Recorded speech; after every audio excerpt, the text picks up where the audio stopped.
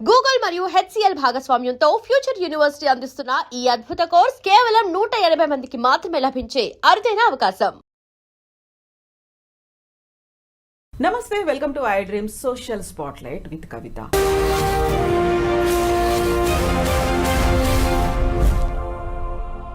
అమెరికాలో తీసుకుంటున్నటువంటి రోజుకొక నిర్ణయాలు అనేవి విద్యార్థుల భవిష్యత్తును ప్రశ్నార్థకం చేస్తున్నాయా? ముఖ్యంగా తెలుగు విద్యార్థుల భవిష్యత్తు ఏంటి? వాళ్ళంతా తిరిగి రావాల్సిందేనా? బోల్డ్ అని డౌట్స్ అనేవి వస్తున్నాయి ఒకవైపు స్టూడెంట్స్లోనూ, మరోవైపు ఇక్కడే ఉన్నటువంటి తల్లిదండ్రుల్లో కూడా. నిజంగా ట్రంప్ అలాంటి డెసిషన్స్ ఎందుకు తీసుకోవాల్సి వస్తుంది? తమ దగ్గర చదువుకోవడానికి వస్తున్న వాళ్ళకి ఎందుకు అంతలా అన్యాయం చేస్తున్నారు? దాని వెనకాల ఉన్నటువంటి మతలబేంటి? మనతో పాటుగా ఉన్నారు సీనియర్ జర్నలిస్ట్ జిఆర్ మహర్షి గారు. మహర్షి గారు నమస్కారం అండి. యూజువల్గా ఒక వినిపిస్తున్న వాదన ఏంటంటే, ట్రంప్ వచ్చాడు కాబట్టి ఫస్ట్ అమెరికన్లకి ప్రయారిటీ ఇస్తున్నాడు. ఓకే, అమెరికన్లకి ప్రయారిటీ ఇవ్వాలి, కాదనట్లేదు. మిగతా వారికి ఎందుకు అన్యాయం చేస్తున్నారు? వారిని ఎందుకు అలా తరిమేస్తున్నారు? అంత నిర్దాక్షిణ్యంగా ఎందుకని పంపించేస్తున్నారు అనేటువంటి ఒక వాదన మాట వినిపిస్తోంది కదా. ఎలా చూస్తారు దీన్ని? ఇదేం లేదు మేడం, గాలి బుడగ కదా. ఇప్పుడు గాలి బుడగ సిద్ధాంతం ఏంటి? ఎంతసేపు గాలిలో ఎగిరినా ఒకరోజు పేలిపోతుంది. అది మనం మామూలుగా స్కూటర్ టైర్ ఉంటుంది కదా, గాలి తక్కువ ఉన్నప్పుడు సరిగ్గా ముందుకు పోతుంది. మనం ఓవర్ ప్రెజరైజ్డ్ చేస్తే ఏమవుతుంది? అది పేలిపోతుంది. ఇప్పుడు అక్కడ జరుగుతూ ఉండేది కూడా అదే. అమెరికాలో ఏం జరుగుతూ ఉందంటే, ఎక్కువైపోయింది, విపరీతం అయిపోయింది. అంటే 3,39,000 మంది పోయారు లాస్ట్ ఇయర్. మీకు 1980 ఆ ప్రాంతంలో తీసుకుంటే చాలా కొంచెం బాగా డబ్బులు ఉండేవాళ్ళు, కొంచెం ఐఫై ఫ్యామిలీస్ నుంచి పోయేవాళ్ళు అమెరికాకి. పోయి అక్కడ వాళ్ళకి నచ్చితే సెటిల్ అయ్యేది. అట్లా 90s తర్వాత ఏమైందంటే, ఈ వరల్డ్ లిబరలైజేషను వీటన్నిటి ప్రభావం వల్ల మధ్యతరగతికి కూడా అమెరికా అందుబాటులోకి వచ్చింది. మధ్యతరగతి పిల్లలు కూడా అమెరికా పోయి అక్కడే ఏదో ఉద్యోగాలు చూసుకొని అక్కడే సెటిల్ కావడం ఇదంతా స్టార్ట్ అయింది. ఇది క్రమేపీ ఏమైపోయిందంటే, ఈ 20-25 ఏళ్లలో విపరీతంగా మన వాళ్ళు అక్కడ ఉన్నారు. సరే, మన వాళ్ళు ఉంటే ఏమిటి ఇబ్బంది వాళ్ళకి అంటే, వీళ్ళ సంఖ్య పెరిగిపోయి, ఈ ఏషియన్స్ కానీ ముఖ్యంగా ఇండియన్స్ కానీ వీళ్ళంతా సంఖ్య పెరిగిపోయి అమెరికా వాళ్ళకి ఎవరైతే నేటివ్స్ అమెరికా వాళ్ళు ఉంటారో మాకు అన్యాయం జరుగుతూ ఉంది, మాకు ఉద్యోగాలు లేకుండా పోతున్నాయి, మా పరిస్థితి ఏమిటి అనేది ఒకటి మొదలైంది. ట్రంప్ గెలవడానికి ముఖ్యమైన కారణం ఏమంటే, ఈ అమెరికాకు సంబంధించిన అన్యాయం జరుగుతుందని మన వాళ్ళు కూడా ట్రంప్ కేశారు. అక్కడ ఉన్నటువంటి ఇండియన్స్, ఓటు హక్కు ఉన్న వాళ్ళు కూడా ట్రంప్కే వేశారు ఈసారి. ఎందుకు వేశారు అంటే, ఈ ఇండియన్స్ సంఖ్య వీళ్ళందరూ తగ్గించేయాలి, వీళ్ళందరూ వెనక్కి పంపించేయాలి అనేది పాయింట్. సరే, ఇప్పుడు మన పిల్లలు అక్కడ ఉన్నారు కదా, ఏమిటి వాళ్ళ పరిస్థితి అంటే, ఇప్పుడు ఉన్న పరిస్థితుల్లో అక్కడికి వెళ్ళిన వాళ్ళు చాలా ఇబ్బందులు పడాల్సిన ఒక సిచ్యువేషన్ ఎదురైంది. ఎందుకు ఎదురైందంటే, సరే డబ్బులు బాగా ఉండి ఫీజులన్నీ కట్టుకొని నెలకు ఇంటి నుంచి 2 లక్షలు 3 లక్షలు ఖర్చులకు తెప్పించుకోగలిగి చదువుకున్న విద్యార్థుల శాతము 10-20% మించి ఉండదు. వాళ్ళు ఓకే, వాళ్ళకి వచ్చిన ఇబ్బంది ఏమీ లేదు, ఎందుకంటే వాళ్ళకేం పని చేయాల్సిన అవసరం లేదు. మిగతా వాళ్ళు ఉన్నారే 70-80% మంది, వీళ్ళు ఏం చేస్తారంటే, ఇక్కడ బ్యాంకులో ఏదో అప్పు తీసుకోవడము, ఏదో వాళ్ళకున్న ఆస్తులు షూరిటీ చూపించి అప్పులు తీసుకోవడము, ఫీజులు కట్టడానికి సరిపడా అక్కడ వెళ్ళి జాయిన్ కావడము, జాయిన్ అయిన తర్వాత చదువుకుంటూ పార్ట్ టైం చేస్తూ నెలకు ఒక $1,000 $1,500 సంపాదించుకొని తమ ఖర్చులకి వర్కౌట్ చేసుకుంటారు. ఆ సిచ్యువేషన్ నుంచి ఇప్పుడు ఏమైందంటే, అది యాక్చువల్గా నేరం. అది మనం వెళ్ళేదే రాంగ్ పద్ధతుల్లో వెళ్తున్నాం. అమెరికా వాళ్ళు మీకు ఏం చెప్పారు? వచ్చి చదువుకోండి, ఫీజులు కట్టి అన్నారు. కానీ మనం అలా వెళ్ళడం లేదు. వాళ్ళు ఏమడుగుతున్నారు? అయ్యా, మీకు చదువుకునే దానికి సరిపడా డబ్బులు ఉన్నాయా లేదా మీ అకౌంట్లో అంటే, మనం అకౌంట్లో డబ్బులు కూడా చూపిస్తున్నాం. సరే, పద్ధతులు ఏవైనా కావచ్చు, మనము అకౌంట్లు, దీనికంతా ఈ కన్సల్టెన్సీలు ఇవన్నీ కూడా హెల్ప్ చేస్తాయి. మనం అకౌంట్లో, అయ్యా మా దగ్గర 40 లక్షలు ఉంది, 50 లక్షలు ఉంది, మేము చదువుకోవడానికి వస్తున్నామని వెళ్ళాం. మనం సఫిషియంట్ అమౌంట్ అయితే ఉంది అని వెళ్ళాము. వెళ్ళిన తర్వాత అనివార్యంగా ఇంటి నుంచి 2 లక్షలు 3 లక్షలు తెప్పించుకునే పరిస్థితి లేదు కాబట్టి మనం అనివార్యంగా అక్కడ మన పిల్లలు పార్ట్ టైం జాబ్స్ చేస్తారు. సరే, ఈ పార్ట్ టైం జాబ్స్ నేరమని అమెరికా వాళ్ళకి తెలియదు అంటే తెలుసు. వాళ్ళు ఏం చేశారు, వాళ్ళకున్న వ్యాపారాలు, వాళ్ళకున్న అవసరాలు, ఇప్పుడు అనేక సూపర్ మార్కెట్లు, పెట్రోల్ బంకులు, లేదా చిన్న చిన్న సంస్థలు ఇవన్నీ ఉంటాయి కదా. ఇక్కడ బేబీ సిట్టర్లు, అన్ని బేబీ సిట్టర్లు, ప్రతిదీ వీళ్ళకి అమెరికా వాళ్ళని హైర్ చేసుకోవాలంటే వాళ్ళ రూల్స్ ప్రకారం ఎక్కువ డబ్బులు ఇవ్వాలి. అంటే మన పిల్లలు గంటకు $10 పని చేస్తే అమెరికా వాళ్ళకి $20 పైన ఇవ్వాలి. కాబట్టి ఇదంతా వాళ్ళకి కుదరదు. కాబట్టి ఇక్కడ ఉన్న చదువుకుంటున్న పిల్లల్ని అనేక మందిని వాళ్ళకు కూడా తెలుసు.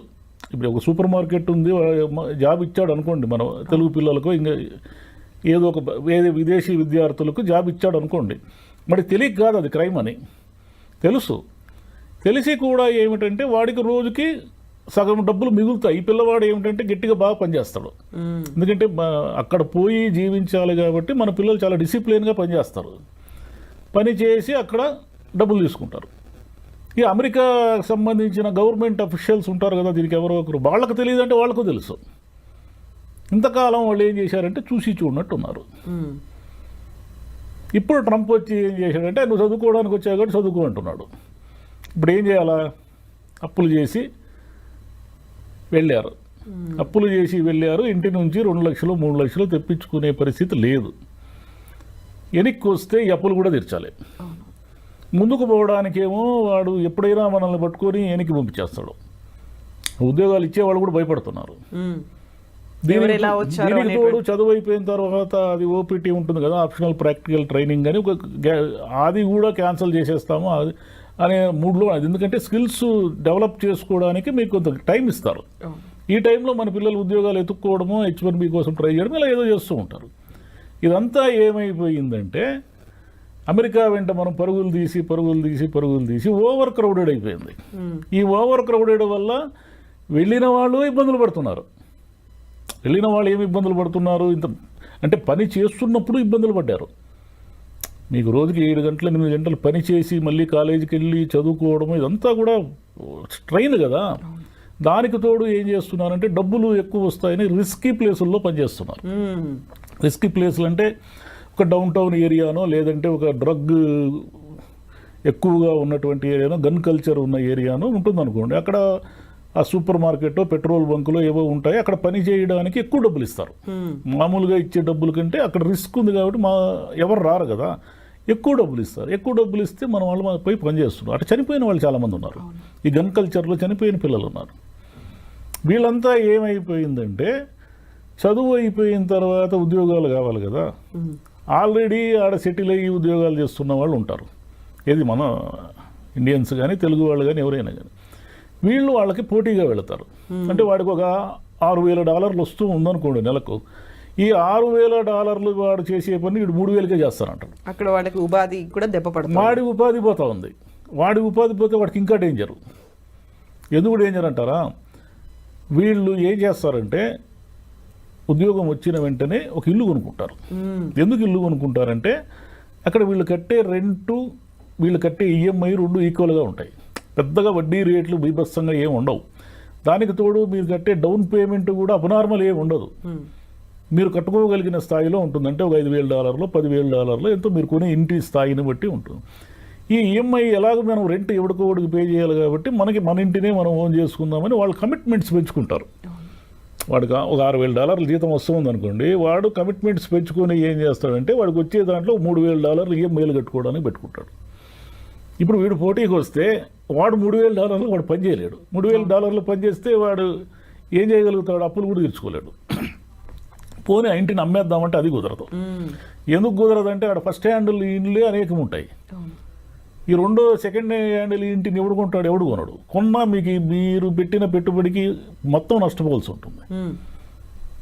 కాబట్టి అంతా ఇరుక్కునేసినారు. అందరూ పోయి ఇరుక్కునేసినారు. అక్కడ స్థలం లేని చోట ఒక 1000 మంది బట్టే ఒక ఏదో ఉంటుంది కదా, ఒక ట్రైన్ బోగి ఉందనుకోండి, దానికి ఒక 100 కెపాసిటీ ఉంటే ఒక 600 మంది ఆ బోగీలు ఎక్కితే ఏమైపోతుంది? ఎవరికి గాలి ఆడదు. అట్లా బాగా అంత ముందు ఎప్పుడో 90sలో పోయి సెటిల్ అయిన వాళ్ళ పరిస్థితి వేరు. కానీ ఇప్పుడు గత 5-10 ఏళ్లలో పోయిన వాళ్ళంతా ఇబ్బందులు పడుతున్నారు. అంటే జాబ్స్ చేస్తున్న వాళ్ళు ఇబ్బందులు పడుతున్నారు, వెళ్ళిన పిల్లలు ఇబ్బందులు పడుతున్నారు. దీనికి తోడు ఈ డూప్లికేట్ కన్సల్టెన్సీలు ఉంటాయి. అది మన వాళ్ళు తెలుగు వాళ్ళే ఎక్కువ ఉంటారు దాంట్లో. వీళ్ళు ఏం చేస్తారంటే అంత మోసమే. వీళ్ళు ఉద్యోగాలు ఇప్పిస్తాననేది మోసమే, అంటే ఇప్పిస్తారు, ఇప్పించి వాడికి వచ్చే $1000 వీడు 500 కమిషన్లు తినేస్తాడు. అంటే వీళ్ళ నిస్సహాయతని ఆధారంగా చేసుకుని ఈ మోసాలు చేసే వాళ్ళ సంఖ్య కూడా పెరిగిపోయింది. దాంట్లో మన వాళ్ళే ఎక్కువ ఉన్నారు. మన వాళ్ళని ఆ మోసాల్లో పట్టుకుని ఇండియాకి పంపించేసిన వాళ్ళు కూడా ఇక్కడ చాలామంది పెద్ద మనుషులుగా చలామణి అయ్యే వాళ్ళంతా కూడా అమెరికా నుంచి బహిష్కరణకు గురైన వాళ్ళే కొంతమంది. కాబట్టి ఇదంతా ఏమంటే ఇప్పుడు నేర్చుకోవాల్సింది ఏమంటే మనం ఇండియాలోనే ఉండి ఏదో ఒక ఉద్యోగం చేసుకోవడం అనేది ఒక పద్ధతి. ఇంతకుముందు గల్ఫ్ ఉండి ఆ బుడగ పేలిపోయింది చూడండి, గల్ఫ్ వార్ వచ్చినప్పుడు అందరూ వెనక్కి వచ్చేసారు. అంటే అది ఒక స్కిల్డ్, అది లేబర్ సంబంధించిన గల్ఫ్ ఎక్కువ పోయేవాళ్ళు. ఈ సాఫ్ట్వేర్ వాళ్ళకే అసలైన ఇబ్బందులు ఉండేది. నర్సింగ్ నుంచి వెళ్ళేవాళ్ళు, ఫార్మసీ నుంచి వెళ్ళేవాళ్ళు కూల్గానే ఉన్నారు. ఈ సమస్య అంతా ఇప్పుడు ట్రంప్ పెడుతున్న ఇబ్బందుల వల్ల ఏమవుతుందంటే అమెరికాలో ఉన్న ఆర్థిక వ్యవస్థ అంతా కూడా ముతలాకుతలం అవుతా ఉంది. ఇప్పుడు 125% టారిఫ్లు విధిస్తే ఇప్పుడు చైనా మీద అతను వారు ప్రకటించాడు. చైనా వస్తువు లేకుండా మనం ఒక రోజైనా జీవించగలమా? అసలు మన దేశంలోనే ఒకసారి ఊహించుకోండి మీరు, చైనా చైనా చైనా కదా, ఏ వస్తువు చూసినా చైనా ప్రోడక్టే ఉంది మనకు. ఇక అక్కడ కూడా అంతే, డాలర్ షాపులను ఉంటాయి. సింగిల్ డాలర్కి మన దగ్గర $100 ఏదో వస్తువు దొరికిన అన్ని వస్తువులు $100 ఉన్నాయి, అక్కడ డాలర్ షాప్స్ ఉంటాయి. ఈ డాలర్ షాపుల్లో సగం చైనా వస్తువులే ఉంటాయి. మరి వీటన్నిటినీ మీరు సుంకాలు పెంచి ఇవన్నీ చేయడం వల్ల అవన్నీ రేట్లు పెరుగుతాయి కదా. మీకు ఎగుమతులు మీకు ఎలాగైతే తగ్గిపోతాయో దిగుమతుల మీద వచ్చేవన్నీ కూడా రేట్లు పెరుగుతాయి. ఇవన్నీ రేట్లు పెరిగినప్పుడు వాళ్ళకి సహజంగానే అమెరికన్స్ ఏం చేయాలా, ఖర్చులు తగ్గించుకుంటారు. ఇప్పుడున్న ఆర్థిక వ్యవస్థలో అమెరికానే కాదు ఏ దేశమైనా సరే ప్రజలు తమ ఖర్చుల్ని తగ్గించుకుంటే మునిగిపోతుంది. ప్రజలు ఖర్చు పెడతా ఉండాలా, డబ్బు చలామణిలోనే ఉండాలి. మనకెందుకు ఇన్ని ఈఎంఐలు అవి ఇవి డిస్కౌంట్లు అని ఇచ్చి అన్ని కొనిపించేది? మన దగ్గర రూపాయి ఉండకూడదు. మనం ఎప్పుడు అప్పుల్లోనే ఉండాలి, నెల నెల బిల్లులు కడుతూనే ఉండాలి. మనం ఇంత మునుపు మీరు గమనిస్తే ఒక 20-30 ఏళ్ల క్రితము పొదుపుకు సంబంధించిన అడ్వర్టైజ్మెంట్లు వచ్చేటివి. పొదుపు చేయండి, పొదుపు శ్రీ మహాలక్ష్మి ఏదేదో అనేవాళ్ళు కదా. ఇప్పుడు ఎవరు అనడం లేదు, గమనించండి మీరు. పొదుపు అనే అడ్వర్టైజ్మెంట్ పొరపాటున కూడా రాదు. డబ్బులు ఖర్చు పెట్టించే అడ్వర్టైజ్మెంట్లు 100 ఉంటాయి. అందులో ఆఫర్లతో పాటు ఆఫర్లు, కార్లు కొనండి, బట్టలు కొనండి, బంగారం కొనండి, ఇల్లు కొనండి, అవి కొనండి, ఇవి కొనండి. అంటే మీరు నిరంతరము ఈఎంఐలు కడుతూ బిల్లులలో అంటే అప్పుల్లో ఉంటేనే ఆర్థిక వ్యవస్థ నడుస్తూ ఉంటుంది. మనకంటే అమెరికా ఇంకా ఘోరం. అమెరికాలో ఏంటంటే నిరంతరం డబ్బు చలామణి జరుగుతూనే ఉంటేనే వాళ్ళ ఆర్థిక వ్యవస్థ నిలబడుతుంది. అంటే ఈ విషయాలన్నీ ట్రంప్కు తెలియవంటే తెలుసు. అతను ఏదో అమెరికాని మళ్ళీ గ్రేట్ చేయాలనేది నినాదం పెట్టుకున్నాడు కదా. నినాదం పిచ్చి పెట్టి అతనికి ఇవన్నీ చేస్తున్నాడు. ఇవన్నీ చేయడం వల్ల వచ్చేది ఏమిటంటే అమెరికా వాళ్ళు ఇబ్బందులు పడతారు, మన వాళ్ళు అంతకంటే దారుణంగా ఇబ్బందులు పడతారు. ఇప్పుడు మన విద్యార్థులందరినీ కూడా పంపించేస్తున్నారు చిన్న చిన్న కారణాలతో. అంటే మీరు పొరపాటున డ్రైవింగ్ తప్పు చేసి మీ మీద ఒక చలానా ఉన్న టికెట్ ఉన్నా కూడా మీరు శిక్షార్హులే, మీరు వెళ్ళిపోయిన ఇంటికి 15 రోజుల్లో అంటున్నారు. అంటే ఏదో కోర్టులు అవి ఇవి నడుస్తున్నాయి అనుకోండి. ఈ 3 ఏళ్ళు కష్టమే వాళ్ళకి. ట్రంప్ని వాళ్ళే ఏరుకోరి ఎందుకు తెచ్చుకున్నారు? ఆయన ఏదో మా అమెరికాని మార్చేస్తాడని తెచ్చుకున్నారు. ఇప్పుడు వీళ్ళందరూ లేకపోతే వాళ్ళ వ్యాపారాలు జరగవు. ఈ భారతీయ విద్యార్థులు కావచ్చు, చైనీస్ కావచ్చు, చాలామంది కొరియా వాళ్ళు, వీళ్ళంతా విపరీతంగా ఉన్నారు కదా అక్కడ. వీళ్ళందరూ లేకుండా $4,380 కోట్ల వచ్చింది అమెరికాకు ఆదాయం కేవలం విద్యార్థుల వల్ల, విద్యార్థులు ఫీజులు కట్టడం వల్ల. మరి ఇదంతా ఆదాయమే కదా. అసలు వీళ్ళంతా లేకపోతే ఆడున్న యూనివర్సిటీలు సగం మూసేస్తారు. ఎక్కడున్నాయి ఆడ? వీళ్ళు మన పిల్లలు, విదేశీ పిల్లలంతా చేర్చేనే కదా అమెరికాలో అన్ని యూనివర్సిటీలు నడుస్తున్నాయి. మరి వాళ్ళంతా ఏమైపోవాలా? కాబట్టి ఇదంతా ఒకరినొకరిని చుట్టుకునేసింది. అందరూ చక్రవ్యూహంలో ఇరుక్కున్నారు పోయి. ఈ ట్రంప్ మరి తగ్గినట్టే కనిపిస్తున్నాడు. తగ్గితే మంచిది. కానీ ఇంకే అమెరికా బుడగైతే పేలిపోయింది. ఇంక పల్లెల్లో కూర్చొని మావాడు అమెరికాలో ఉన్నాడు, మా అమ్మాయి అమెరికాలో ఉంది. ఇప్పుడు మీరు ఏ పల్లెటూరు కనవ్వండి, ఒక 25 మంది పెద్దవాళ్ళు కనిపిస్తారు అమెరికా చూసి వచ్చిన వాళ్ళు. ఒకప్పుడు అమెరికా ఏ దిశలో ఉందో కూడా ఎవరికి తెలియదు. ఈరోజు మీరు ఏ పల్లెటూరులో అయినా అడగండి, ఆ పల్లెటూరులో 10 మంది అమ్మాయిలు అబ్బాయిలు అమెరికాలో ఉంటారు. ఆ ఊరిలో ఉన్న పెద్దవాళ్ళు, ముసలి వాళ్ళు కూడా అమెరికాని చూసి వచ్చిన వాళ్ళు అనేక మంది ఉంటారు. ఎందుకంటే ఇప్పుడు పిల్లలకి ఏదైనా పురుడు డెలివరీలు ఇవన్నీ అయినప్పుడు అక్కడ ఖర్చులు భరించలేరు కాబట్టి యాక్చువల్గా వీళ్ళు పోయేది అసిస్టెంట్లుగానే, హెల్త్ అసిస్టెంట్లుగానే పోయేది మనము. కానీ మనం ఏదో చెప్పుకుంటూ ఉంటాం అమెరికా పోయించినాం అని. కాబట్టి ఈ డాలర్స్ డ్రీమ్ అనేది బుడగా అయిపోయింది దాని పని. ఈ అయిపోయిందనే దాన్ని గుర్తించి ఇంక డబ్బులుంటే పోండి, మీరు ఉద్యోగం చేయండి, లేదంటే వెనక్కి వచ్చేయండి, ఏమైనా. వీళ్ళు వెళ్తారు కదా, 3,30,000 మంది వెళ్ళారు కదా, వీళ్ళలో 20,000 మంది కూడా వెనక్కి రారు.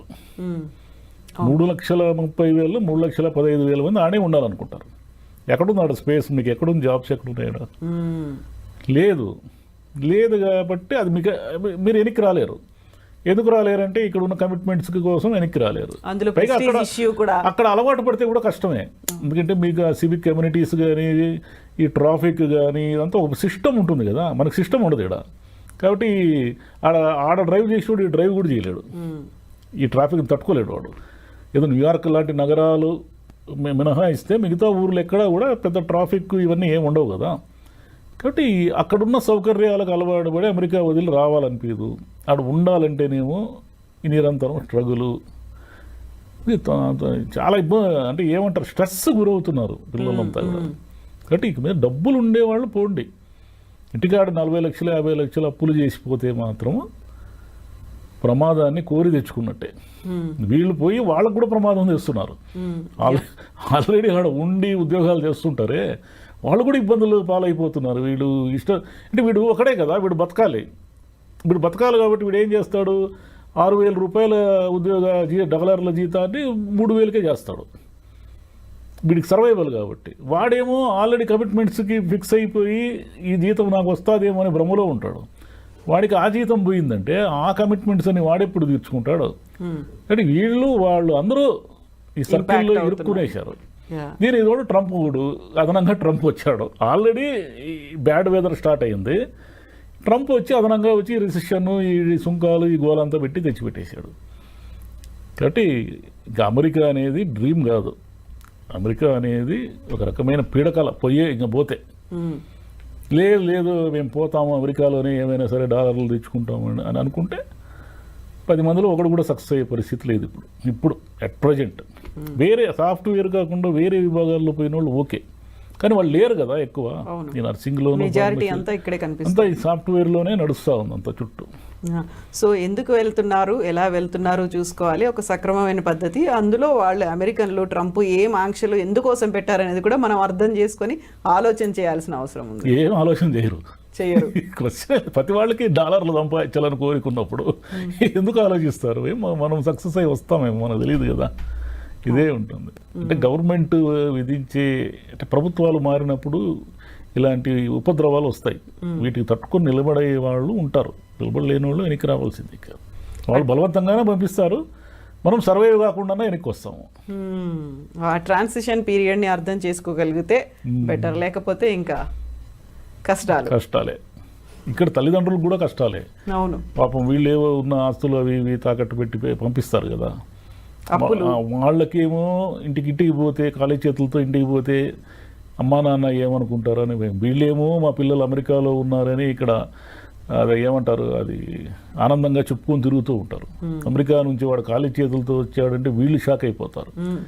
ఈ చిన్న ఎమోషనల్ సమస్యలన్నీ ఉన్నాయి దీంట్లో. ఎస్ మహర్షి గారు, thank you so much sir. Thank you.